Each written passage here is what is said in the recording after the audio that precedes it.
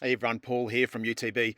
Looking at creating custom haptics here. So this is the little experience that we're kind of creating, I guess, or a preview of it. Got Hazel, and when I get within a certain range, you can hear the sound, which is three quick kind of beats, which means turn left for haptics for accessibility for visually impaired. So you can see here I'm in GarageBand and I've just created a nice little beat here, some three. Um, Done a little bit of research in haptics and accessibility and vision impaired. And then when I export that, I'm bringing it into a new app for Mac called Haptrix. And I'm able to bring in that music. I'm able to change and intensify the haptics, the vibrations, the intensity, the duration of them. And then I'm going to export those.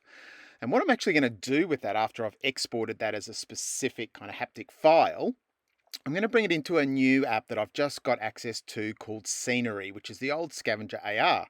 And you can create all sorts of spatial experiences and immersive experiences like this one. And all I'm doing is loading a little proximity to when I get close to Hazel within a certain distance, those haptics, both the sound and the vibrations will go off.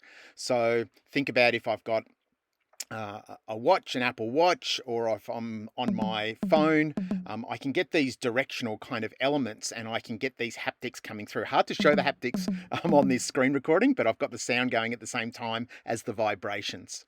Super exciting, some new apps that you can explore. I'm lucky to be working with some universities at the moment and trialing some of these things, and I can't wait to share a more detailed tutorial on how to do that in the coming months. Paul Hamilton here from Using Technology Better.